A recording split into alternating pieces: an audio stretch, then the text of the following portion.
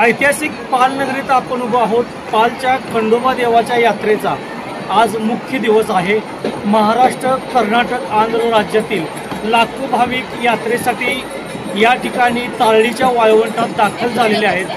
तारळी नदीचं पाणी भंडाऱ्याच्या उधळ्यानं तुरळक धमक झालेलं आहे। ही फार मोठी यात्रा पश्चिम महाराष्ट्रातली आहे।